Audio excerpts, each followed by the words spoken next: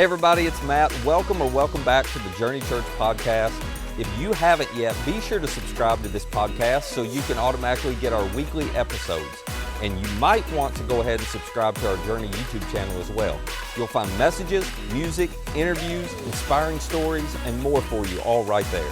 Now, I hope this episode helps you take your next step in following Jesus. Today is one of my favorite Sundays of the year, and the reason it's one of my favorite Sundays is because this is our annual Four Offering Sunday. And if you're new around here, I'll explain to you what I mean by that in just a minute. But I'm really excited about this one, maybe more so than even in years past, and I'll tell you why in a second. But first, I want to start by getting us all thinking. I want to start with this question right here. Is it possible to be good without doing good? Is it possible to be good without doing good? In other words, is it possible to be somebody who stays out of trouble, but you don't really ever help anybody in trouble? The truth of the matter is, I think if most of us were honest, is we wish this were possible. We hope this is possible. Some of us have convinced ourselves it's possible.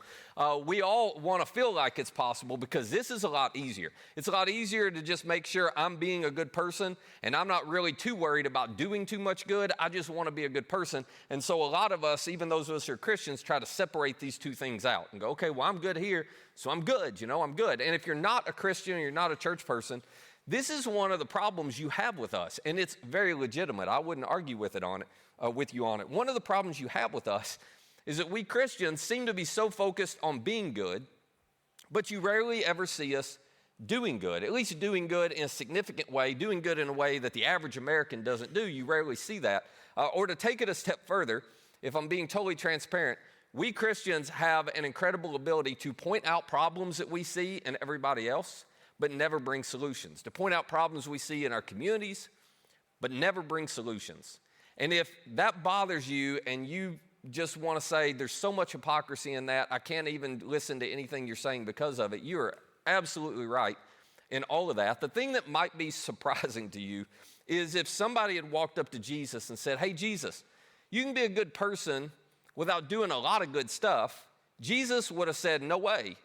That kind of good is good for nothing. He would have agreed with those of you who see the hypocrisy in all of that. And the reason I know that is because when he was on this earth in the first century, who is the group of people that he had more tension with than anyone else? Well, it was the Jewish religious leaders.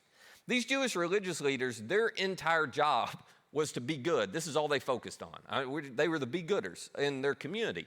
They were the people who want everybody to look at them and go, well, there's the role model. That's how we all ought to be. We could never be that good, but wow, I don't know how they do it. They wanted to be admired for being good. They wanted to set the example for being good, but they actually did very little good. As a matter of fact, they did way more harm than good, and Jesus would often call them out on it, and as a result of that, they got so infuriated with Jesus, they wanted to have him killed. Now, if you know much about the story, eventually they did help orchestrate the crucifixion of Jesus, but it took them forever to get to that point. They wanted to put an end to him way before that. Their problem was he was so popular with the crowd that they were scared to do anything to him. They were scared to come after him. And so they tried to figure out ways to trap Jesus into saying something that was going to turn the crowd against him so it would give them the freedom to get him. And it was all because he kept calling them out for being people who claimed to be good, and yet they did very little, if any, good. And so they were always trying to trap him. I want to show you today one occasion that Luke tells us about where this happened. Here's what Luke says took place.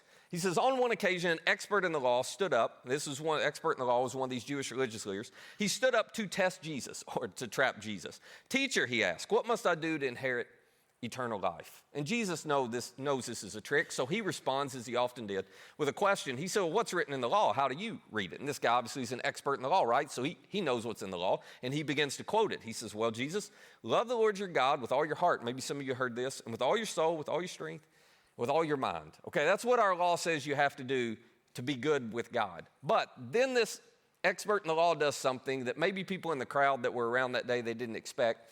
He's been listening to Jesus, and he knows that when Jesus talks about this, when he's been asked this question before, that Jesus took this idea from the Jewish law, but he connected it to another idea in the Jewish law, and he put them together, and he said they were on equal footing, that they both were required. And so, probably with a little bit of a smirk, when he gets done quoting this, he says, and Jesus, you should love your neighbors yourself, which is the part that Jesus had connected or added to it.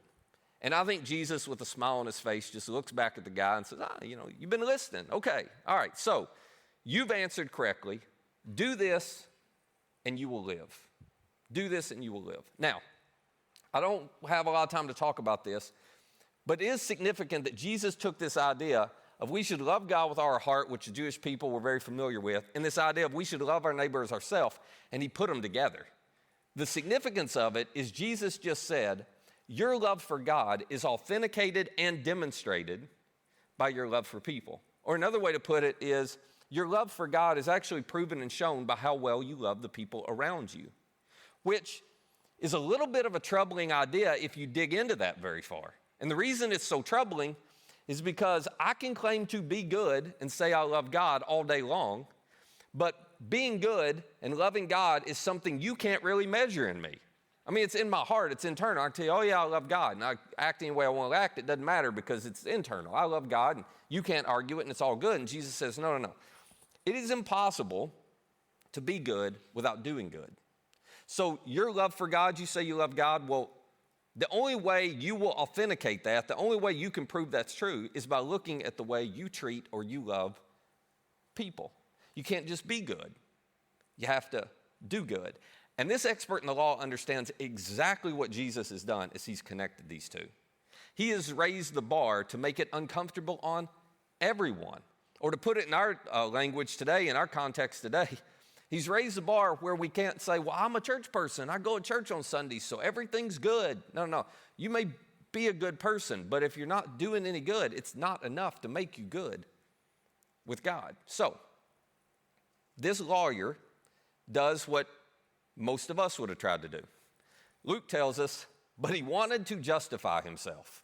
Don't we all? Because Jesus just raised the bar, and everybody in the crowd knows this expert in the law is a guy, he claims to love God, but he does not love his neighbor as himself. And Jesus has just called him out in front of everybody, and he wants to justify himself. So, here's what Luke tells us. He asked Jesus, okay, whoa, who is my neighbor then? Who is my neighbor? Which is kind of an odd question, isn't it? But here's why he was asking it. Jewish people, any Jewish person that you'd met in the first century, they would have defined their neighbor as another Jewish person. And that was it. That's as big as their circle got. They didn't view anybody outside of their nation as a neighbor. And then even within that, as you began talking to some of these religious leaders and things, they narrowed it even more. It was a small subset of Jewish people who were their neighbors. And so when this guy's asking, who is my neighbor, what he's basically asking is, okay, it's kind of odd to ask Jesus this, but he did. He said, Jesus, what is the minimum amount of neighbor loving I have to do to meet your standard? This is what he's asking. Okay, I heard you. I get it. Could you just define exactly who my neighbor is? Because I would not want to love one person as myself that I didn't have to love. So let me make sure I hit the minimum. I want to be good with God, but I don't want to go any beyond that. And Jesus, as he often does, instead of giving a direct answer, tells a story. He tells a parable, which is a made-up story with a very powerful, important principle and point. And this story is one that whether you're a church person or not, I bet you've heard of it. You've at least heard it referred to. You might have even used some of this language and you didn't know it was from the Bible, but you'll walk out here today knowing where it came from. Here's what Jesus says next. In reply, Jesus said, well, let me tell you this. A man was going down from Jerusalem to Jericho. Now, this is a 17-mile stretch of road, okay? And everybody in the crowd's familiar with that. They know about the journey. Extremely dangerous. He says, a man's going down from Jerusalem to Jericho when he was attacked by robbers. So, Jesus starts to paint a picture of what happens here, but they all knew what happened. He goes on, he says, here's how he described it. They stripped this guy of his clothes, and everybody's assuming this is a Jewish man who's been robbed. They strip him of his clothes, they beat him, and they went away leaving him half dead, which means by morning he would have been full dead because either the cold would have gotten him, the animals would have gotten him. Everybody kind of knows this scenario. And then this is where the story gets interesting. Jesus says a priest, so a priest in the temple, somebody who was known by everybody to be good, right? To be good. Oh, there's somebody who loves God. A priest happened to be going down the same road, and when he saw the man, he passed by on the other side. And everybody in the crowd's kind of scratching their head like, Jesus, I would have assumed you would have made the priest the hero here. Jesus goes, no. There's a guy who's great at being good, but he was not willing to do good. He was not willing to love his neighbor. as himself. This guy who got robbed did not fall into his neighbor circle. Jesus goes on, gives us another one. He says, so to a Levite. Now, a Levite was like a professional who worked in the temple, another be good guy. So a Levite, when he came to the place and saw him, he passed by on the other side. Same thing. Now everybody in the crowd scratching their head like, where's Jesus going with this? And the expert in the law, can you imagine how uncomfortable this was? Because he's actually in the lot of Levites and priests. Like, he's tied up with these guys. So he knows this story is not going to end well for me, you know? And it shocks everybody. Because then Jesus says, but a Samaritan. Now, if you know much about this, you understand this, but in the first century, and even to this day, Samaritans and Jewish people, the relationship between them was so tense, it was so hostile. We're not going to get into all of this today, but Samaritans in the first century, well, that's the roots of the Palestinians today. So you know what the Jewish and Palestinian tensions are like. Well, imagine all the way back in the first century what it must have been like. This has been going on for centuries. Now, this is a made-up story, but everybody in the crowd, from being honest, everybody in the crowd has assumed that it was a Samaritan or a group of Samaritans who robbed the Jewish guy to begin with. They all assume they're the criminals. They all assume they're the bad guys in this. And Jesus twists the story on everybody. He says, well, your be-good priest and your be-good Levite came by, and they were not willing to do anything for this guy. But a Samaritan, the whole crowd's like, he is not going to make Samaritan a hero, is he? Jesus goes, yeah, I'm about to make him a hero. But a Samaritan, as he traveled, came where the man was, and when he saw him, he took pity on him. You mean to tell me a Samaritan was such a loving individual that he was willing to take pity, have compassion on a Jewish person who he knows probably would not have had compassion on him in the same situation? Jesus says, yep. But he went even further. He says he went to him, he bandaged his wounds, pouring on oil and wine, and then he put the man on his own donkey. He brought him to an inn. He took care of him. I mean, Jesus is just twisting the knife here to this Jewish crowd. It's like, are you kidding me? Then he goes on. He says the next day, he's going the extra mile. The next day, he took out 2 denarii, gave them to the innkeeper. And listen to this. He looks at the innkeeper and he says, look after him, and when I return, I will reimburse you for any extra expense you might have had. So Jesus says this Samaritan just goes above and beyond to love his neighbor, his Jewish neighbor, as himself. And now the whole crowd is silent. And my guess is, the expert in the law has just hung his head at this point because he knows this story is not going to end well for me. And Jesus asked the question that was so important for them, and it is so important for us. Jesus said, which of these 3 do you think was a neighbor to the man who fell into the hands of robbers?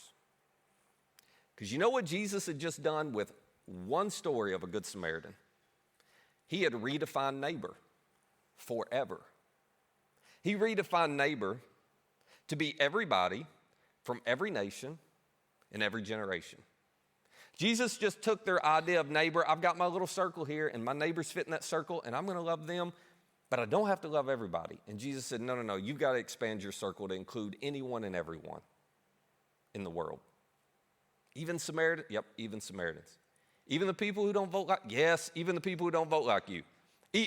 Even the people who I think are part of the problem, yes, even the people you think are creating the problem in our community. You've got to love your neighbor as yourself, and your neighbor is anyone you lock eyes with that was created by your heavenly Father. And this expert in the law knows that he is caught. So here's his response. Which of the 3, expert in the law? And he says, well, go ahead. No, you're fine. Go ahead. The one, he says, the one who had mercy on him. It kind of makes me chuckle when I read this. He couldn't even say Samaritan. It's like, well, it's the one. It is the one who helped. It is the one who, yeah, okay, it's the one who helped. It's like, I don't want to admit it, but I can't deny it. And then Jesus' instruction to this guy and Jesus' instruction to us is super simple. He says, okay, go and do likewise. That's it. Go and do likewise. It's not enough to know, and it's not enough to be good. you have to go and do likewise. The difference is always in the doing. Just quick aside. Sometimes people say to me, Matt, we've been around Journey for a while, and there are some things that you just seem to talk about over and over and over again. And we kind of got it. And I'm like, no, if you got it, I wouldn't keep talking about it, okay? Because it's not about knowing, it's about all of us doing. And can we be honest for a second, especially those of us who are church people? We get the knowing down thing down, and we do it for a little bit, and we think we're good, and we think we check the box. Jesus is going, no. There's always another level of neighbor loving you can do. There's always another step of faith. There's always a little more doing that comes with following me. So his marching orders to the crowd that day and his marching orders to us are really simple. He's just saying, you're going to follow me? Okay, be the Samaritan. That's it. Just be the Samaritan. Why would Jesus say that? Well, because Jesus doesn't actually need any more admirers.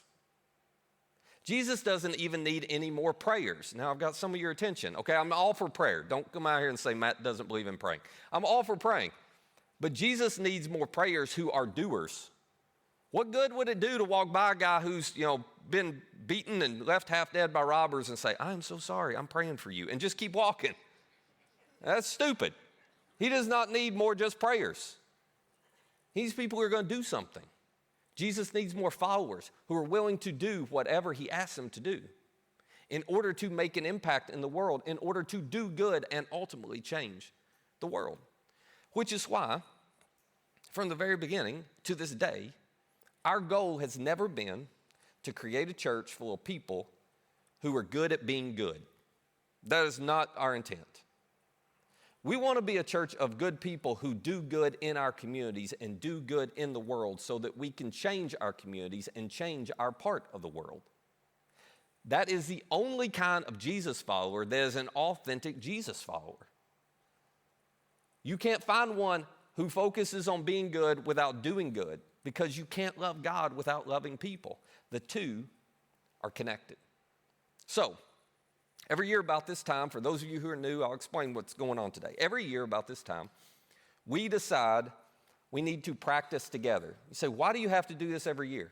Because all it takes is 12 months for us to forget how much good we're supposed to be doing, and to just focus on, I'm a good person, so it's all good. So we have to practice all the time, but we come together as a church and practice collectively every year this time of year through what we call our annual 4 offering, So let me explain a couple things about this. I had a friend of mine, I was having lunch with him the other day. He's newer at our church. And he said, I don't want to ask a dumb question, but I got to ask you this. And I was like, it's not a dumb question. He said, okay, could you tell me what 4 means? And I was like, that's not a dumb question, but I'm an idiot because I don't explain this to you newer folks. So here's what 4 means. You know how for so long the church has been known for what it's against? We decided we want to be known for who we're for. That when people thought of Journey, and hopefully this becomes true of every church, but when people think of Journey, they don't think about, oh, there's a church that's against this and this and this. No, they think about there's a church that's for us. We want them to know that we are for them, because more importantly, we want them to know that God is for them.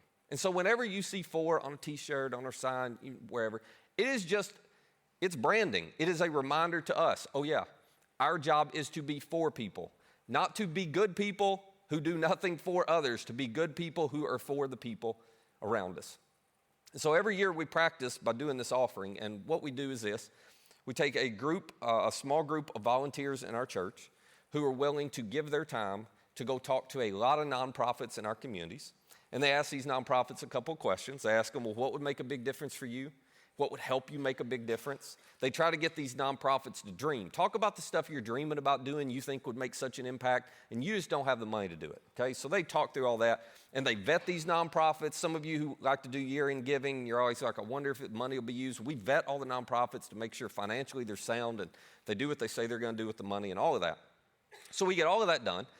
And then we don't make any promises, but that team comes back to us. They did this year, and they said, okay, here's everything we learned. And they talked through all the different projects that these nonprofits are dreaming about doing, and they don't have the funds to do.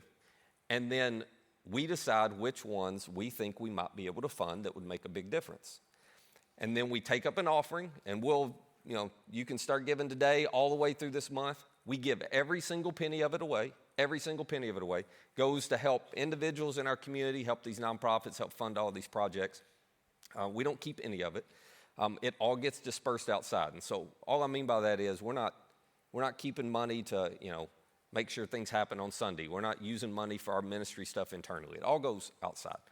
And so they came back this year, and I'll tell you, I may be more excited about this year than I have ever been about any list, not because it hasn't been great in other years, but because the projects they brought back this year could have such a huge impact on our communities. And so what I want to do over the next couple minutes is I want to walk you through the projects we hope to fund this year. And then, if you haven't figured it out yet, I'm going to ask for your money at the end, okay? So I'm just being upfront. This is where we're going. So here we go. Here are some of the projects. I don't know if I can get through all of them, but here are some of them. One of the things we want to do this year is to help fund a summer feeding program that takes place in our community that feeds about 350 kids. One of the amazing things about this program, when these kids are out of school and they don't have the school breakfasts and school lunches, they need help. They're in situations where they need help with food. So these volunteers, they deliver the food to their homes every week. So that's a big deal. But it also serves as a wellness check on the kid, just to make sure while the kid is out of school and not interacting with teachers and everything, that the kid is fine and has everything they need. So one of the projects we hope to fund this year, as you can imagine, it costs a lot of money for this. So we want to help one of our nonprofits by funding this. Another project that we're going to try to do is help provide a walk-in freezer for one of our nonprofits. I need to explain this one a little bit.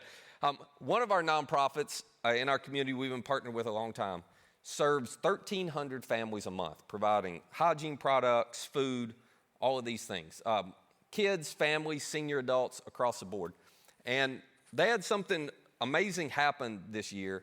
They managed to get into a government program where the government has been delivering large amounts of frozen food for them. Now, the reason frozen food is such a big deal is because you can give it to families and individuals. They can go home and freeze it. They don't, it'll last more than a week, right? So it's a big deal for them to be able to help. It helps families long term. Problem was they didn't have enough freezer space to be able to hold all of this food. And as you know, our government works very efficiently. And so if you tell the government, hey, we don't have enough room yet for that, can we get it later? Then you lose it forever, okay? So when you get something from the government, you gotta just be like, we need it, and keep getting it. And so what this nonprofit has had to do is go rent, those huge semi-tractor trailers that are actually freezers? They've had to go rent some of those, and they're putting the food in it and dispersing it. But they're gonna put it in and pay rental fees on that in order to be able to have this food. So we discovered if they could get a new walk-in freezer installed big enough to hold all this, then in the long run, it would make a world of difference. So that's one of the things that we hope to help fund. The third one is this, some volunteer training. There's a nonprofit, or actually a few of them, this nonprofit in our community. The volunteers are advocates in the court system for kids who are at risk. Some of you volunteer at this nonprofit for kids who are at risk, in at-risk or dangerous situations. So these volunteers advocate for them throughout the court system. And one of the things we learned is these volunteers need some resources they don't have. And these volunteers, the nonprofit wants to provide additional training. They don't have funds to provide. This is an intensive volunteer experience. Some of you have worked in these nonprofits and you know this. And so we're going to come alongside and try to provide the volunteers everything they need, because we want to take some of the burden off of them so they don't burn out as they're navigating their way through the court system with these kids, and it's just a long process to do that. So that's one of the things. Next project is a food delivery program for senior adults, and very similar to the summer feeding program for the kids. One of the benefits of this one is every week volunteers are delivering food to senior adults who need it, and they're able to do a wellness check on them. A lot of these senior adults don't have any family in town. They're all by themselves. Many of them can't get out of their home. And so as these volunteers show up every week, they're able to just make sure that these senior adults are okay. It's behind the scenes and, invisible in our community that's going on a lot of times, but it's huge to help people. So we're going to try to help make sure they have the resources to continue to do that. The next project on the list is transitional home repairs. So there's a nonprofit in our community who helps individuals who are struggling with homelessness. They're displaced from their home for a variety of reasons. They have nowhere to go. Maybe the family, the kids have nowhere to go. Well, they actually have a home that they call transitional home that they can put these individuals or these families in and live in while they coach them up, help them with their finances, whatever they need to do to get them back on their feet and to get them a place that they can rent and pay for on their own. Well, that home needs quite a few repairs, and so the nonprofit doesn't have the funds to do it. We're just going to try to write a check and say, okay, there we go, and we're going to also try to provide all the volunteer manpower that's needed to help do the part of it that we can do. So that's one of the things we're hoping to do this year. The next one on the list is resources for foster kids. And I want to pause here and tell you about one of the things you did last year. A lot of you may not have heard about this because you caught us off guard last year. We had vetted, I don't remember now, like $80,000 or $100,000 worth of projects, and you gave $125,000 last year. And we went, oh, so I don't know if you remember, but I came back and told you, hey, we got to vet some more projects, but we're going to vet them and we're going to get all the money distributed. Well, we did. And one of the nonprofits we found that we didn't even know existed at the start was a nonprofit called Partners in Care Foster Closet. And we partnered up with them. What they do is they provide clothes, they provide, I'm going to get this wrong, there's a lot more than this, but bedding, dressers, you name it, like whatever you would need. Foster families can come in and they can, in essence, shop for free and get whatever they need. The problem was this nonprofit was losing the place where they had all their stuff, and they've got a ton of stuff for families. And so they needed to find a place. Because of you, we were able to help them find a place, and we were able to, with some volunteer help, we partnered up with Hope and Murray on this with some volunteer help. A lot of you are a part of that. You renovated this place for them. I want to show you one of the pictures of the place right here. So this is just one of the rooms, but look at all these clothes. So we came in. I say we. I did not. I don't know where John is. John's like, there ain't no we. John Fuquay and his team came in. He called me at the end and said, come look at it, Matt. It looks amazing. John and his team, folks at Hope and Murray, came in. They fixed the walls, painted all the walls, put down new flooring. Because of what you gave, we were able to pay for all of this, and then they volunteered all of their time to get it done. They did a ton of work in here. It is an incredible space now. They have served, I believe they've served so far as of in October, they've served 156 kids and 74 different families, something like that. I may get it wrong. Part of the thing that was so funny to me about this whole deal is the lady who started this nonprofit and runs it has been coming to our church and had never said a word to us about it. And I said to her, hey, you notice we give away big checks every year to nonprofits. And she's like, yeah, I didn't want to bother him. You know, it's like, so this has been an incredible thing, and we're going to provide some resources for them again to help foster families. And if you want to volunteer and get involved here, I'm about to embarrass her, but Michelle Tebbs is sitting right down here, and she runs that thing. Yeah, give it up for her.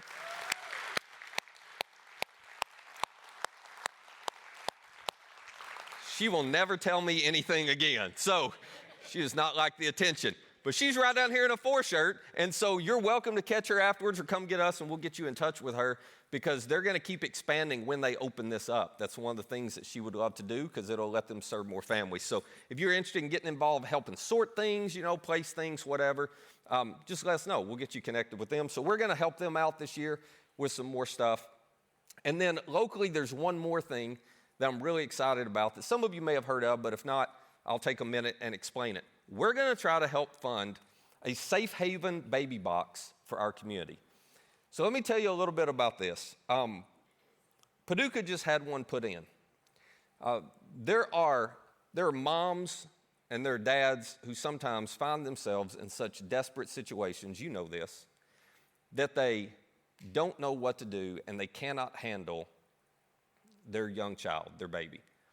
And they don't know where to turn, they don't know what to do. Well, Kentucky is one of the few states that has a safe haven law, which means that mom or that dad, the mom can give up that child anonymously, and there's no prosecution whatsoever. The problem is they don't know where to go. There's no place in our community for them to go and anonymously do that. So what a safe haven baby box is a place. I'll just show you a picture of it right here. This is what they look like, okay?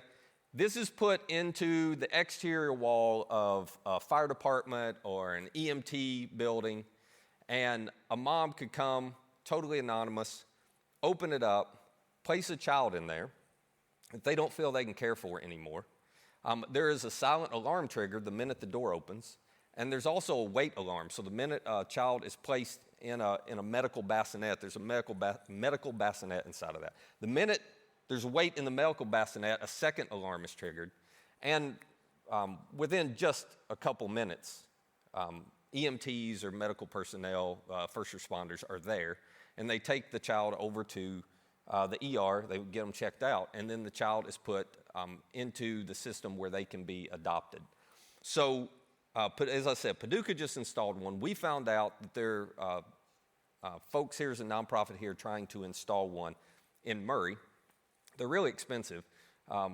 They're about $20,000 all in to get it installed, and then you have to jump through the hoops. Well, this nonprofit has done an incredible job. They've already gotten city council approval. They've already got the ER at the hospital on board with, yep, we would love that. They've already found a place to put it. The old fire department downtown that I think the EMTs are in now, that's where the thing's going to be placed, and they've raised about half the money for this. So we found out about it, and one of the things we hope to do is fund the other half, so here in the next couple of months they can get one of these put into our community. So those are the local projects. That is more local projects than we've ever had before, I think. And I'm really excited about those, but we're not done. So one of the things that we also want to do is expand our impact a little bit beyond just our communities. And let me explain why quickly. Some of you have heard me say this, the gravitational pull of every church is to focus inward. It's why we're working so hard. You hear us talk all the time about people who aren't here yet. It's not because we don't care about you who are here, right? It's not because we're not providing plenty of stuff for you who are here. But the gravitational pull is just to focus inward and to think about us. Well, the gravitational pull of every church is also just to think about our own communities. But I think those of you who've been around here a while, you know, God has blessed us in ways that are unusual, that are beyond what a typical church experiences. And we feel like we have a responsibility to steward what we've learned here and what He's taught us here, to steward that well, to steward that influence and that learning well. Because what's happening here, I mean, this kind of thing just doesn't happen in communities like Murray all the time, what you have done, what you have created. So one of the things that we hope to do this year is to help fund a church planting network, okay? A church planting network.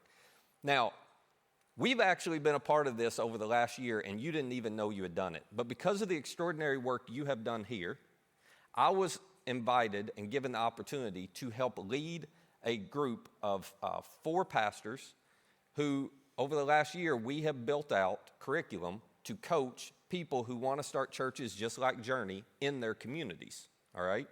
And last Monday, we kicked off this coaching program, which is going to be a 3-year program. We kicked it off with 5 church planners who all are looking at what we're doing going, could you show me how to do what you're doing in my community? And we started from scratch. We've got a heart for people who started from scratch. You've helped make all this possible. You didn't even know it. So we're helping 5 different churches, 5 different church planners get their churches started. And here are the places. One is in Three Hills, Alberta, Canada, which is not in the U.S., but they're kind of like our stepbrothers, right? So it counts, Canada. Anyway, I doubt there are Canadians in the room. Bangor, Maine. One of them starting in Bangor, Maine. One of them starting in Raleigh, North Carolina. One of them starting in Moyock, North Carolina. And one of them starting in Palestine, Texas, okay? All communities, for the most part, very similar to ours. And they just need some help. So we're giving them a playbook. We're doing everything we can to help. And what we would love to do if we have the funds this year is take a little bit of our funds and use it to help them, because it takes a lot of money to start a church, use it to help them and to help make sure we can coach them over the next year. And then there's one final thing, and I'll wrap up. We figured while we were expanding, we might as well expand all the way. So we also have an international partnership that we would love to fund. And I'll tell you about this one briefly. We used to do a lot of things globally. If you've been around here for years, you'll remember back in the day we did Nicaragua stuff, Guatemala stuff, South Africa stuff. And we haven't done global in a while, because we hadn't had a great opportunity. But we have one now. There is a church in England called Andover Church. It's in Hampshire, England, which is near the southern coast, near Southampton, if any of you have ever been over there. And we got invited, because of the extraordinary work you're doing, we got invited to be one of 5 churches who are doing a beta test of an international partnership. And the folks at Andover Church said, we would love to partner with you because we're trying to create churches like yours in England, Ireland, Scotland, the UK. 6% of people in England go to church on any given Sunday. So they said we could use some help figuring out how to do this, and at the same time, we're going to learn a ton from them. So we said, absolutely. Over the last 4 years, behind the scenes, we've been talking with them. They started with 5 churches who were trying to do what we're doing in the UK. They're up to 25 churches. Within 3 years, they hope to be up to 50. Andover's been one of the leading churches, and they said, we would love to partner with your church so that we could learn everything we can from you, so we're going to try to partner with them as well. All right, so that's all the projects. That's all the projects, or most of the projects.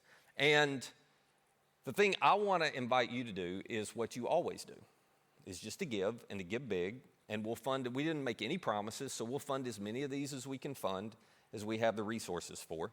But you're not going to catch us off guard this year. We got a lot of projects, so we're ready to go with that.